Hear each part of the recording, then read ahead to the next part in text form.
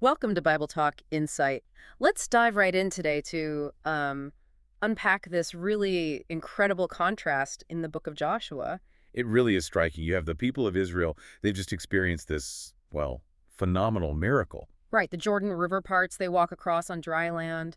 It's huge. And they set up those 12 memorial stones at Gilgal. It's this absolute peak moment, celebrating God being with them, the divine warrior. A total high point, and yet almost the very next thing that happens. Is this completely humiliating, just crushing defeat at Ai of all places, a small city. It makes no sense on the surface. They seemed invincible one day, and the next they're routed by a comparatively weak enemy. Yeah, they scattered. And this leads to, I think, one of the most raw moments for a leader you see in the Bible. Oh, absolutely. General Joshua, he just throws himself down, face to the ground before the ark. Tearing his clothes, putting dust on his head. It's a picture of absolute despair. And he's basically asking God, why? Why did you bring us here just for this? To be destroyed. He's looking outwards for the problem. He is. He's thinking strategy. Maybe the enemy was stronger than they thought, something external. But God's response is immediate, and it's blunt. Right. Israel has sinned. Simple as that. The problem wasn't tactical. It wasn't the enemy's strength. It was internal. It was covenantal. There was something wrong within the camp. Exactly. The real enemy, the one that stopped the whole nation in its tracks, wasn't outside the walls. It was an enemy within. And that's our theme this week, exploring how crucial it is to deal with that internal enemy before we can expect any kind of external victory. It's a profound lesson. We're digging into Joshua chapters 7 and 8 in our main Bible Talk Insight discussion. No, not at all. Yeah. This was, you could say, sacred PP plunder, but specifically everything from Jericho, the first city they conquered in Canaan, was ḥerem. It was devoted entirely to God, off limits for personal gain. And Achan took, what was it again? 3 specific things mentioned. Yes, the Bible lists them. A beautiful, valuable robe from Babylon, 200 shekels of silver, that's a lot of silver, and a wedge, like an ingot, of gold weighing 50 shekels. Wow. Hidden away. A secret act of greed by one person. But the consequence wasn't just personal. That's the key. It was national. Which brings us to that idea of the corporate covenant, right? The whole nation was seen as one body before God. Precisely.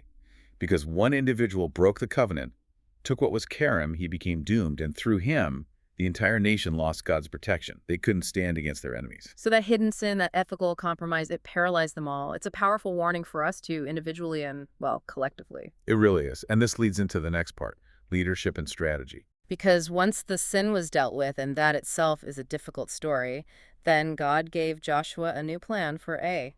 Right. And what's fascinating, I think, is the contrast. The first time, it seems Joshua might have relied a bit too much on human assessment. Scouts went, said Ai was small, easy target. Yes, and just a few thousand men, underestimation. Exactly. But the second time, after dealing with the internal issue, the plan God gives in Joshua 8 is incredibly detailed. Meticulous. It involves a large force, an ambush, deception, a complex strategy. Yes.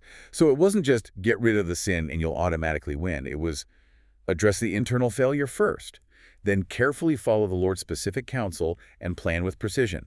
Clean house, then execute the strategy. That connection between hidden sin and outward failure, it really brings us to a point of, well, spiritual self-examination. Which ties perfectly into the memory text from Jeremiah 17:10. I, the Lord, search the heart. Powerful words. Indeed.